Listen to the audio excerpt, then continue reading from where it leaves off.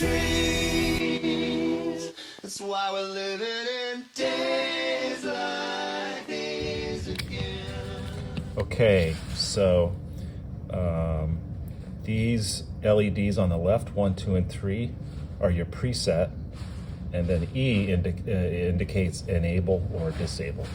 So here I can enable the effect, disable, and this one, as it says preset, I can select the presets. So there's preset 1, 2, 3, 4, 5, 6, and 7. So there's 7 presets. When all LEDs are off, that's not really a preset, that's called live mode. And we'll talk about the difference between live mode and preset. The foot switches also have alternate functions in brackets. So what you do is if you want to select an effect, one of the 8 effects, you hold down the effect select and you press that button. So that's indicating that we're on effect 0, because they don't look like they're all off, but they're blinking dimly, which means I guess they're all off. So then we can select effect 1, 2, 3, 4, 5, 6, 7, and then back to effect 0. And the reason those LEDs are sequenced that way is because when you put on one of these plates, you'll see right there those circles. That's indicating how to select that particular effect. So if we want to select the effect for Lumen, we press the effect select foot switch and then move to the 2 left LEDs on and the 3rd one off. And that matches this one, so that means you're using the Lumen effect. Okay, this pedal is stereo input and output, so you can also select your input mode. Not all effects are full stereo input, some are mono input, so you may want to down convert from stereo to mono or up convert from a mono cable to stereo. So what you do is you press the input mode foot switch and then cycle through these 3 settings. So when they're both on, that means you're using both the ring and the tip in stereo mode. When number 2 is on, you're using the ring, and that signal is sent to both left and right inputs. And when you select this one, number 1, that means that the tip is sent to both left and right inputs for the stereo effects. So we talked about these 2 foot switches being used to change presets, to enable or disable the effect, enable or bypass. And we talked about using these to select an effect or change the input mono stereo mode, but they also are used for saving presets. So if you adjust your knobs and you like that preset, if you want to save it, you press the save and then let go. So you press it for maybe 3 seconds and that saves that preset.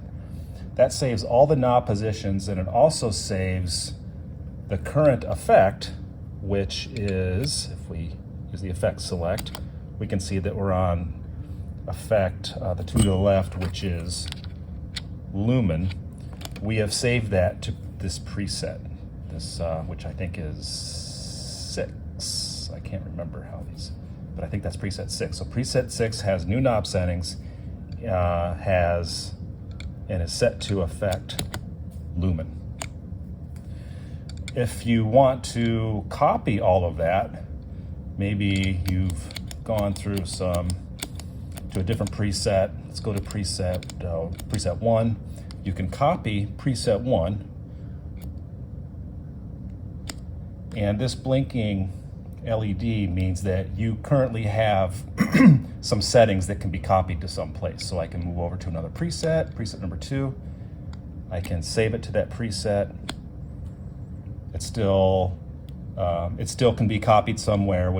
That stays on. I can copy it to preset 3, save it, and you can turn off that mode just by rotating a knob.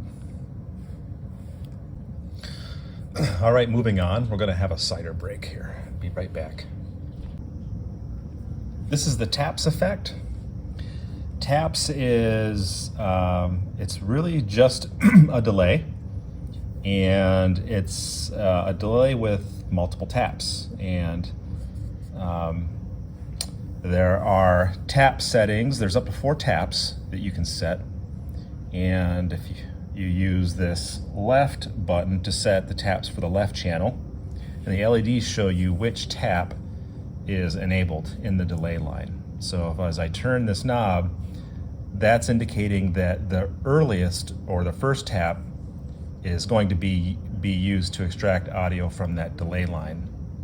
And that means that the second tap is being used, and as I rotate, now we're obtaining audio from those 2 taps, and I can rotate all the way through to, that's just the 4th tap, which is the latest one.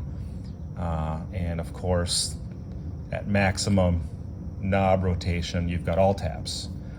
The timing for where the tap is in the delay line is set by time.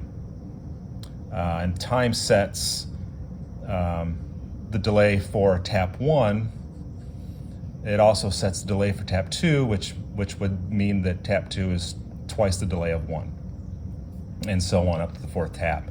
The shift knob is used to shift all of the taps together so that the delay from the input to the first tap can be completely different from the spacing of the delay between each tap. That's confusing, but if you mess with the knobs, you'll get a feel for it. Being a stereo pedal, there's also settings for the right side. So you could have a sort of a ping pong kind of effect if I select. So I've got taps 2 and 4 for the left side, taps 1 and 3 for the right side. That would create kind of a ping pong effect. The region knob is a feedback knob, so that takes any output from a tap and feeds it back. It doesn't take output from the left and right taps. It takes output from a different set of taps indicated by feedback. And that's to allow you to change the tap for feedback. And it can be different from the taps that you actually hear before the regeneration. And I'll demonstrate that in just a minute. What's a little bit different here is rather than selecting all combination of taps, the feedback selects just one of the 4 taps to feedback. Okay. There's also some pitch options which modulates the tap position. There's some voicing, including gains, so that the output or the audio from each tap can saturate, and that's really interesting when you feed it back. Blend knob blends wet and dry, so the input is blended 100% counterclockwise with no tap output, and if you rotate mid position, it's 50-50, and max position, it's no input, just the tap output. Okay, so we'll put blend in the middle, and we'll select the left earliest tap. We'll put delay somewhere in the middle. And you can hear the input followed by the output of the first tap. If we increase to the last tap, that delay is going to be about 4 times longer because they're evenly spaced, and this is farther out along the delay line. If we select all the taps, we should hear the input plus 4 repeats. And then, of course, time changes how that is delayed. And shift will shift them all.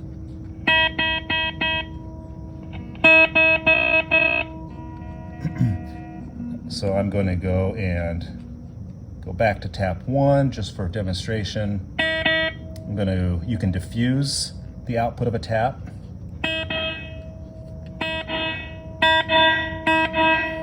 That gets a lot more interesting when you use feedback. And you can, well, here, let's do feedback. So now we should hear that first, well, this is the feedback tap. We're going to hear the first tap is going to be fed back, but we're also taking output from the first tap. If I take output from the last tap and feedback the first tap, sounds like that. And if I take output from the first tap but feedback the last,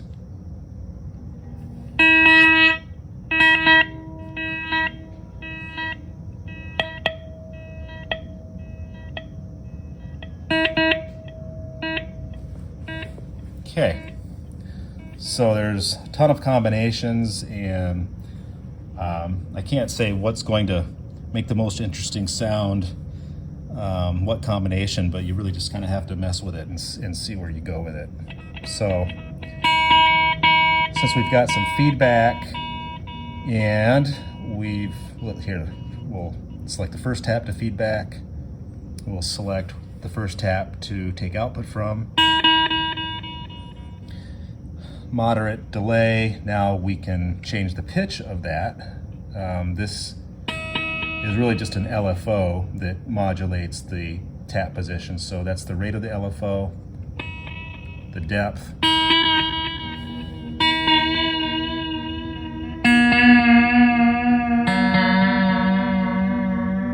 you can hear it take the output, or you can hear the output of that tap being modulated, or the delay of that tap being modulated, that is. If we up the feedback, we can change the tone of what's being fed back.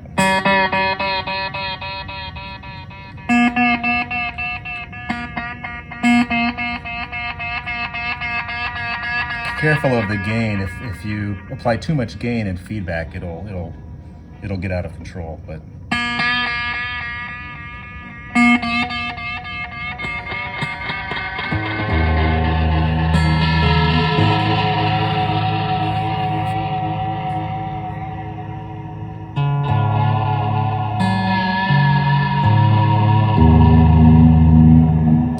and finally, since it's a stereo effect, like I said, you've got different taps for the right side, but you can also change the phase of the LFO that affects the left taps and the LFO that affects the right taps. So even if you select, and I don't have a stereo output to demonstrate, but if you select the exact same taps, you can still create a stereo image by changing the phase of those LFOs so that they're modulated out of phase.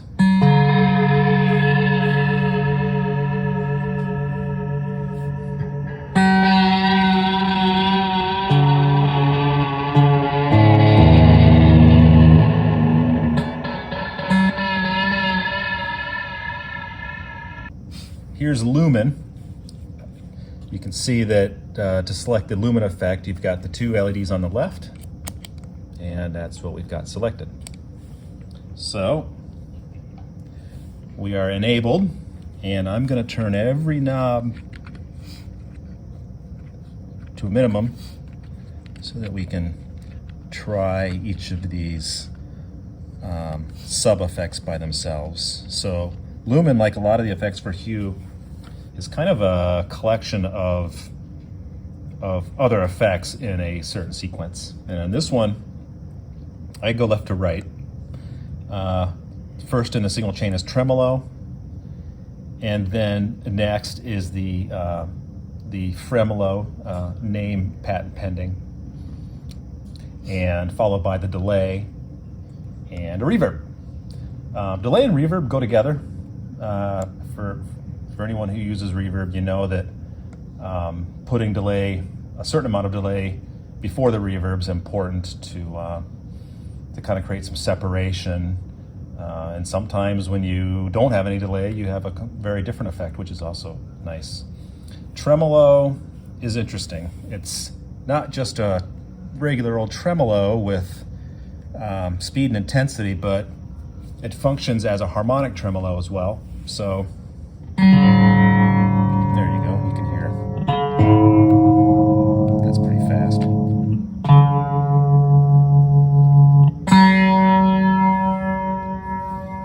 So I'm going to mess with this for a minute. So right now it's a normal tremolo. As soon as you move frequency out of its minimum position, it turns into a harmonic tremolo where the frequency of the filter that splits the signal to low and high bands, that frequency is adjustable. And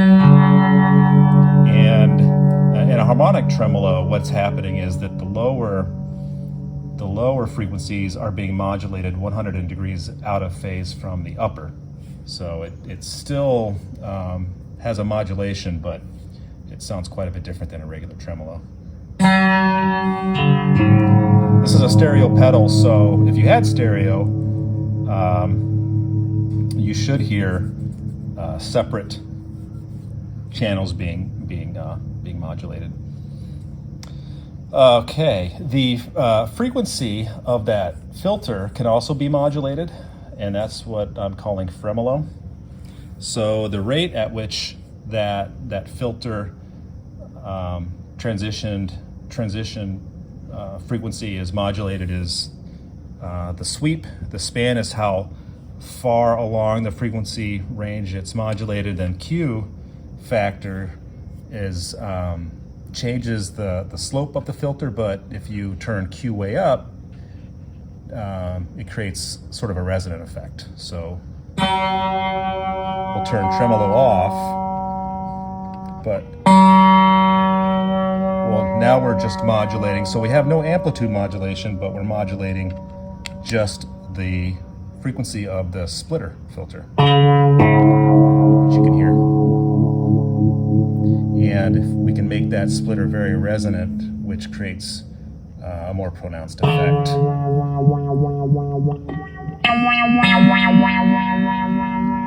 And you can have them all enabled. So here we can modulate the amplitude as well as the frequency of the splitter.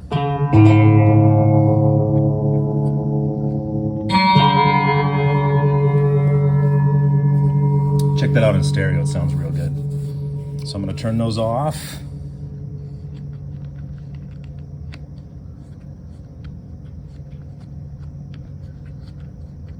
The blend, by the way, is for the delay and reverb. There is no blend that applies to the tremolo. All right, so delay time and is how much delay precedes the onset of reverb.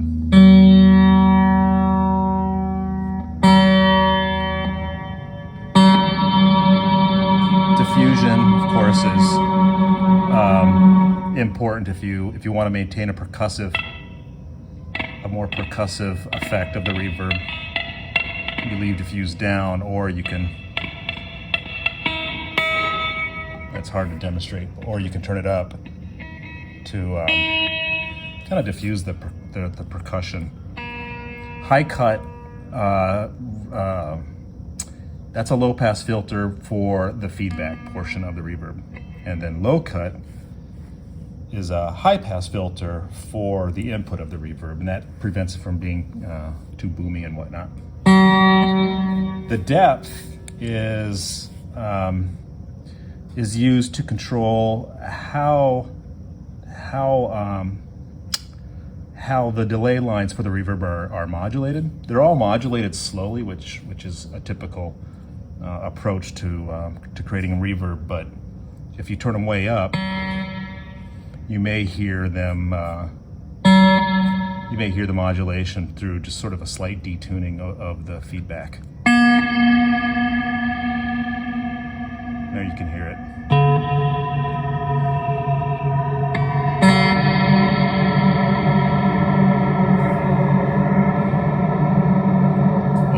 That's a lot of feedback. We'll just let that ring out.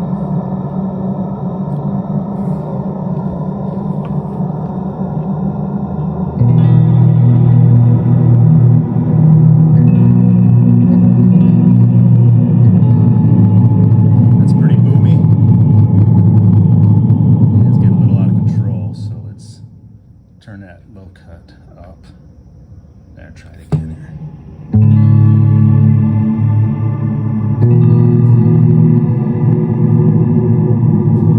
And of course we can do tremolo and fremolo.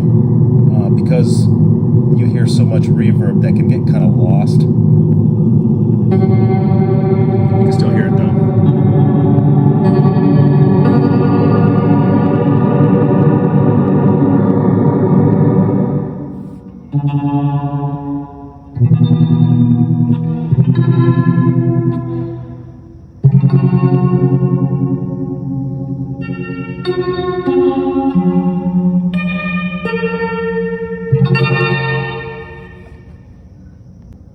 This is the ether effect. It's indicated by the rightmost of these three LEDs being on. We can check to make sure we're on ether. And yes, we are. LED number 3 is lit, which matches that filled in circle. So ether is a lot like Lumen. Really, they both have a delay and reverb, the same delay and reverb. They both have a tremolo, but instead of having options to modulate the splitter frequency, it's just a regular stereo tremolo and optionally harmonic tremolo, and preceded by that is a detuning section. And so the detuner has a blend knob, so it's indicated by this pitch knob. So at the middle position, the output of this pitch block is going to be half of the input, 50%, and then 50% of a detuned version of that. What this block does is it creates both a lower tuned version of the input as well as a upper or a higher tune. So it actually puts out two different pitches for the input. And you can separate those. So with the width knob, if you're in stereo mode, at minimum, there is no stereo width. So the upper and lower versions of that input are sent to both channels. But if you rotate it all the way, then one side gets the low, one side gets the high, and that creates a pretty pronounced stereo image. We can't demo because we're in mono. So there's the input with no pitch changing,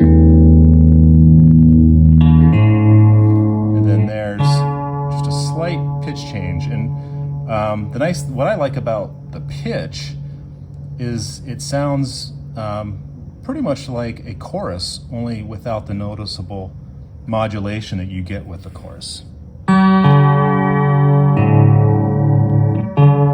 And as you rotate it even more, you can start to hear the detune.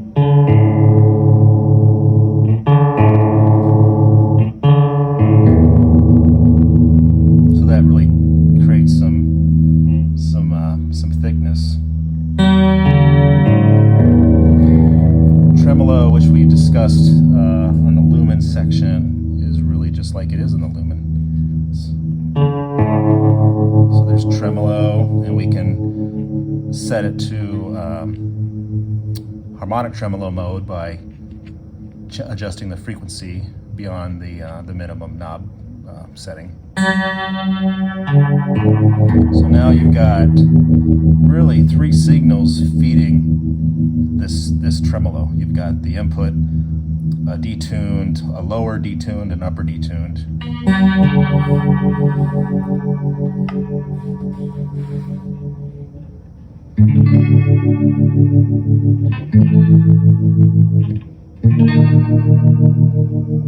Just like in the Lumen, we can adjust the amount of delay before the reverb. We can add diffusion, feedback.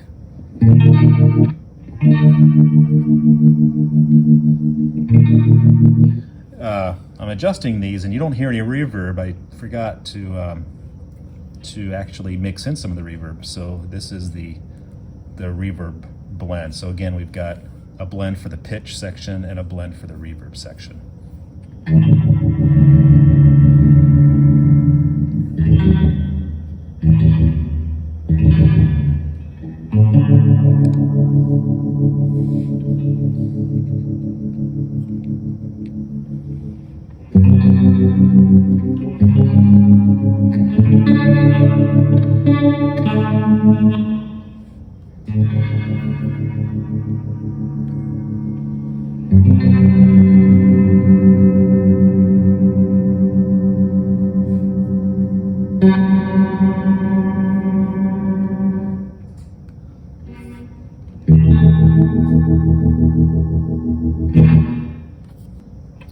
This is the voices effect. It's the two LEDs lit up here on the right, which is LEDs 2 and 3.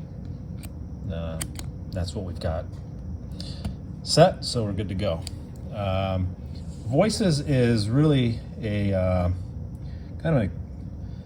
really a collection of 4 detuners all in series, which is really sort of pitch shifting the input and sending a pitch shifted version of that to the output. And so you can have 4 of them. That's which is kind of a lot. That's why it's called voices. But again, as I talked about in the ether, the pitch sounds, the shifting, because there's a delay, it sounds a lot like a chorus. And on this effect, if delay is minimum, then that voice is actually off and not being used. So you need to turn on, there you can hear it, engage. There's some artifacts there. We'll fix that in a firmware update. But there you can start to hear some pitch changing and some kind of some chorus effect. And then panning sets which output channel this detuned signal goes to. So you can set some of them to the left side, some of them to the right side. For instance, you can do all lower or upper pitch shifting on the left side, and then you can put these 2 on the right side, but then pitch shift those down. Of course, this is a mono rig, but you can't really hear that. In stereo, you could really create some interesting stereo separation by doing that. There's a blend for the wet and dry. So input right now is at 50%. So what I'm going to do is I'm going to engage every pitch shifter by turning the delay away from its minimum setting. I'm going to put all of the pitch shifted signals on the left channel. I'm going to pitch shift that one real far down. This one just a little. This one I'm going to pitch shift up a bit, and then this one quite a bit more. And it starts to sound like a mess.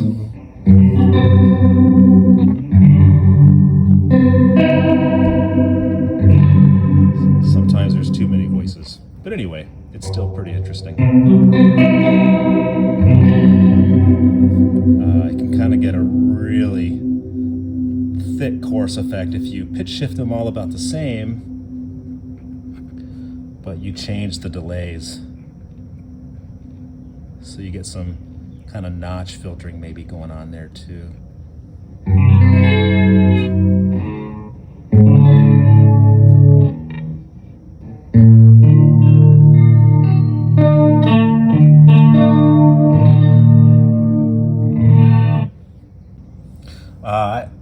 Well, another cider break, folks. I've got my cider. My son Ryan is here doing the video with me. By the way, Ryan's the one that assembles the pedals. and we'll have to do a profile on him soon. But he's got an interesting beer here. It's the collaboration between who is it here? Bauhaus and Chase Bliss, called the Mood. It's tart, no bitter aftertaste, just a great balance of beer and flavor blissfulness. Definitely recommend. I mentioned there's 7 presets as indicated by these LEDs, 1, 2, 3, 4, 5, 6, and 7. And then there's also a live mode, which is all LEDs off. Excuse me. The difference between live mode and preset mode is that in live mode, the effect is controlled by the knobs at all times. So for Bygones, if I increase the hiss, here we got to enable it. Let's do that. Well, we don't hear anything. Why is that? Because we don't have the volume up. So let's turn the volume up. So wherever these knobs are, that'll control the effect. If we go to preset 1, the effect is configured by the preset values unless you override them with a knob. So right now, since this unit hasn't been doesn't have any presets that have been configured, everything's off, including the volume. So when I go through all of these presets, we don't hear anything from the Bygones because those presets have volume set to 0. When we go to live mode, we hear what the effect, how the effect is controlled by the knobs. If I go to preset 1 again, you can override the setting by turning the knob. So I can turn this knob and then turn static and hiss. So now the knob positions for these 3 are controlling the effect, whereas the rest are still controlled by the preset values until you move them. So that can be really confusing. So just keep that in mind when you go from one preset to another. You're not going to hear what the knobs are indicating because it's the preset that's controlling the effect. If you wanted to hear what the knobs are doing to the effect for any preset, you'd have to actually go through and force these knobs to override the preset value. I'm going to do this and just kind of twiddle with them. And that's really cumbersome, and that's why there's a live mode in which the effect is controlled by the knobs at all times with no presets. Okay, this is Bygones. I'm going to turn all of this down. And this version of the Bygones is really, internally, it's exactly the same as all of our other Bygones releases. And the only change really is how the internal effects are controlled by the knobs. There's less knobs, so there's less control over the pitch and noise settings. On the Bygones Pro, you could not just adjust the rate of the warp and stutter and scrape, but also the levels. Actually, I had that reversed. You adjust the levels, and then the Pro had some rate adjustments. For noise, static, hiss, levels are controlled by the knobs, and on the Pro, you could kind of control the color of the hiss and the kind of static. But what I did is just set those to what seemed to be the most popular settings and so on for those noise sources. Like the Pro, there's still a compander, which is called Crush, because in companding, you're not only creating, you know, some kind of logarithm relationship between the input and output, but you're also reducing the sample bit width, which is the crushing. There's also a noise gate, just like on the Pro, but with one setting for noise gate, which would be the threshold. The attack and release are fixed.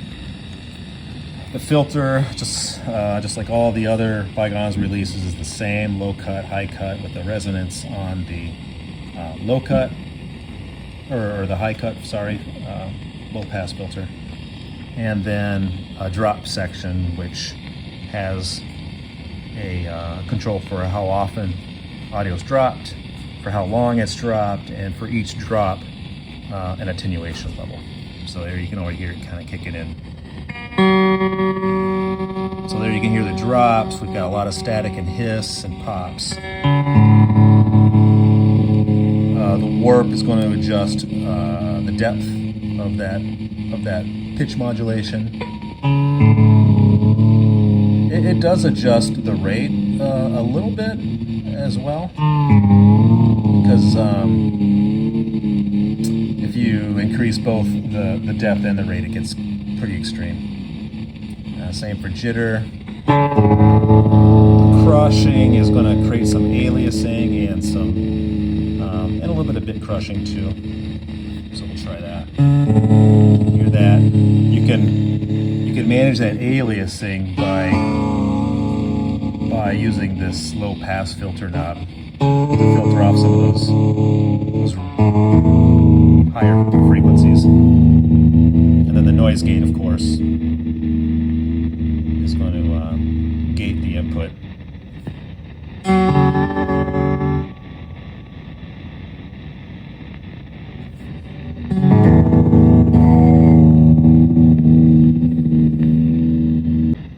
Just a little bit more on live mode versus preset mode. Of course, there's these 7 presets. There's live mode, and any preset can be any of the 8 effects. So here I'm going to hold. Oops, that's thinks I'm copying a preset. I'm going to hold down this preset select, and you can see that these are all indicating off. I can change the effect for this preset 1. Again, if you want that to stick, you're gonna have to save it. I'll save it just like that. On live mode, as I mentioned before, the effect is controlled by the knobs at all times, not by some internally set of settings. But you still have to set the effect. So in live mode, you can, of course, set the effect for live mode as well. So here's the preamp. This was camber. This was ether. And even though live mode technically isn't a preset, if you want to set the effect that's used in live mode, you still have to select it and save it. Take a video. Hi, welcome. This is a instructional video on the hue.